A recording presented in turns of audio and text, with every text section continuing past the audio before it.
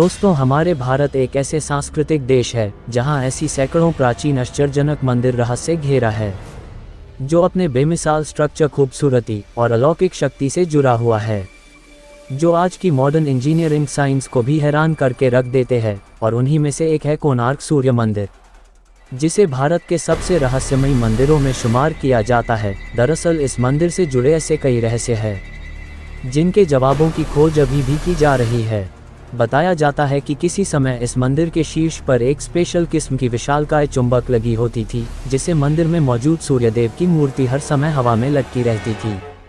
ऐसे में सवाल उठता है कि आज से सैकड़ों साल पहले इस मंदिर को आखिर किस तरह से बनाया गया होगा, और क्या वजह है कि इस मंदिर का मेन गेट पिछले 118 सालों से बंद पड़ा हुआ है। इस मंदिर के बारे में इसी तरह की और भी बहुत सी रहस्यमयी बातें हम आज की हमारी इस वीडियो में बताने वाले हैं। तो चलिए अब इस वीडियो को शुरू करते हैं। दोस्तों, कोणार्क मंदिर भारत के उड़ीसा राज्य में पुरी शहर से 35 किलोमीटर की दूरी पर एक टाउन के अंदर स्थित है। बताया जाता है कि इस मंदिर को पूर्वी गंग वंश के राजा नरसिंह देव प्रथम के द्वारा सन 1285 के आसपास बनवाया गया था। राजा नरसिंह देव ने ये मंदिर तब वहां सूर्य देव को समर्पित करके बनवाया था, जिसमें सूर्य देवता की एक विशाल और भव्य मूर्ति स्थापित की गई थी। जहां तक कि इस मंदिर की संरचना भी सूर्य देव के रथ की तरह की गई है। दरअसल हिंदू धर्म में सूर्य देव को पूरे ब्रह्मांड के जीवन का स्रोत कहा जाता है, और माना जाता है कि सूर्य देव आकाश में एक रथ पर सवार होकर यात्रा करते हैं, जिसके साथ बेहद ताकतवर घोड़े की शक्ति है। इसी काल्पनिक रथ से इंस्पायर होकर इस मंदिर का डिजाइन तैयार किया गया है, जिसके चलते ये सूर्य देव के रथ के जैसा ही नजर आता है। इस मंदिर के दोनों तरफ पत्थरों की 12 जोड़ी पहिए लगाए गए हैं।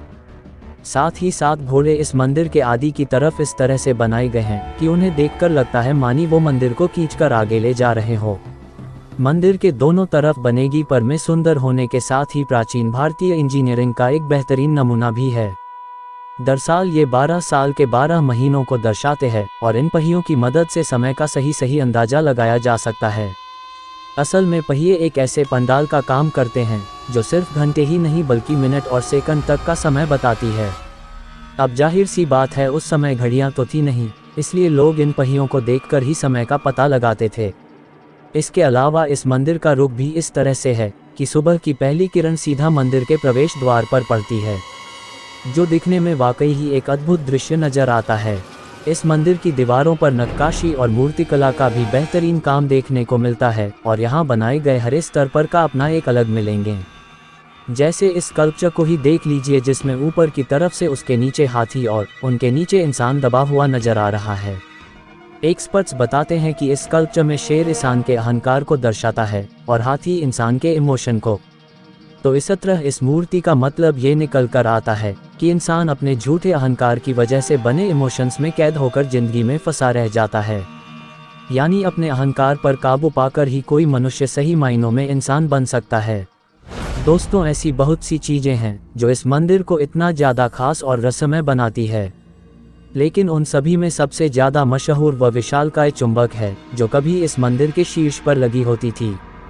हालांकि ये बात ऐतिहासिक रूप से आज तक साबित नहीं हो पाई है, लेकिन फिर भी बहुत से एक्सपर्ट ये मानते हैं कि इस मंदिर के अंदर लोडस्टोन नाम का एक 52 टन वजनी पत्थर लगाया गया था, जो कि एक प्राकृतिक चुंबक के रूप में जाना जाता था।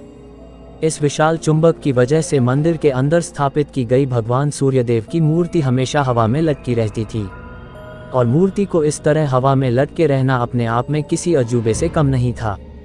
अब इस चुंबक के साथ क्या हुआ और आज के समय में यह कहां पर है, इन सवालों को लेकर अलग अलग लोग अलग अलग कहानियां बताते हैं, जिसमें सबसे फेमस स्टोरी ये है कि शुरुआत में यह मंदिर समुद्र के किनारे पर हुआ करता था, लेकिन समय के साथ धीरे धीरे समुद्र का पानी कम होता गया और ये मंदिर किनारे से कई किलोमीटर दूर हो गया। कहते हैं कि इस मंदिर में लगाया गया उच्च चुंबकीय लोडस्टोन इतना शॉल था कि उसकी वजह से समुद्र में गुजरने वाले पानी के जहाज़ों का कंपास तक काम करना बंद कर देता था, और वो जहाज यहाँ से गुजरते हुए अपनी दिशा भटक जाते थे। कहा जाता है कि पुर्तगाली नाविक अपने जहाज़ों को बचाने के लिए इस मैग्नेट और भगवान सूर्यदेव की प्रतिमा को मंदिर से निकालकर अपने साथ ले गए थे, और इस मंदिर से मैग्नेट का निकलना ही इसके गिरने की असल वजह बना था। कुछ एक्सपर्ट्स का यह मानना है कि इस मंदिर के स्ट्रक्चर को मजबूती देने और इसे खड़ा रखने में उस मैग्नेट का बहुत बड़ा रोल था, क्योंकि इस मंदिर को बनाने में जो पत्थर इस्तेमाल किए गए थे उन पत्थरों के ब्लॉक्स के बीच में लोहे की प्लेट लगाई गई ताकि मैग्नेट की पावर से सभी पत्थर अपनी जगह जमी रहे। ऐसे में जब इस मंदिर के ऊपरी हिस्से से उस मैग्नेट को निकाल दिया गया तो मंदिर का पूरा स्ट्रक्चर बेहद कमज़ोर हो गया, जो समय के साथ साथ धीरे धीरे नष्ट होता चला गया। इसके अलावा कुछ लोग ये भी दावा करते हैं कि इस मंदिर को पुर्तगाली नागरिकों ने नहीं बल्कि भारत में घुसे विदेशी आक्रमणकारियों ने नष्ट किया था। और साथ ही इस मंदिर में स्थापित की गई मूर्तियों में से एक मूर्ति उड़ीसा के पुरी टेम्पल में आज भी स्थित है और एक मूर्ति दिल्ली के नेशनल म्यूजियम में रखी हुई है। हालांकि इनमें से कोई भी बात ऐतिहासिक रूप से साबित नहीं है। दोस्तों, इस बात में कोई शक नहीं कि कोणार्क मंदिर बेहद अद्भुत और सुंदर नजर आता है, लेकिन मंदिर का जो हिस्सा हम लोग देखते हैं वो असल में पूरा मंदिर नहीं है।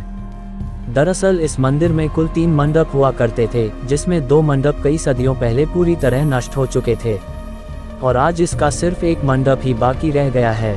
अब इस मंदिर के बाकी हिस्सों के नष्ट होने के पीछे भी लोग अलग अलग कारण बताते हैं।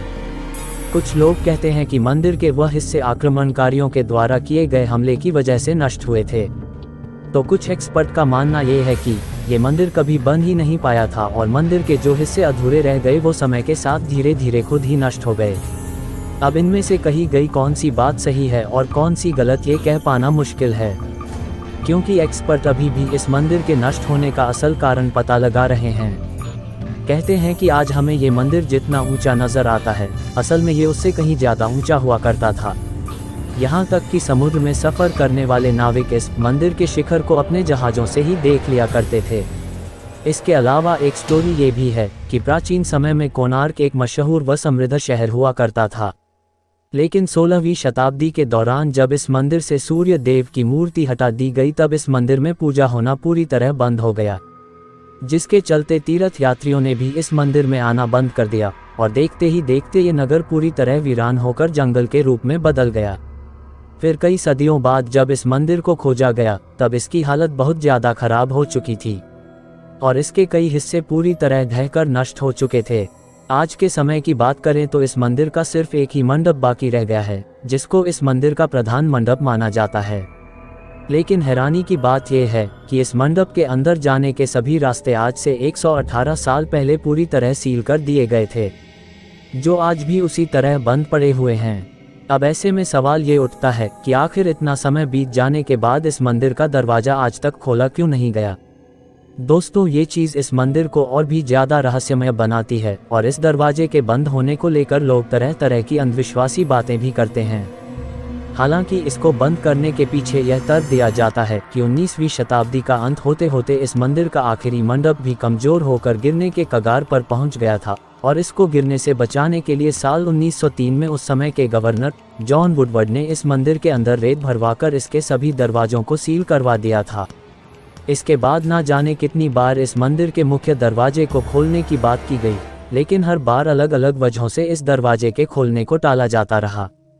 यहाँ तक कि इसी तरह आज 118 साल बीत चुके हैं, लेकिन अभी भी ये दरवाज़ा उसी तरह बंद पड़ा हुआ है।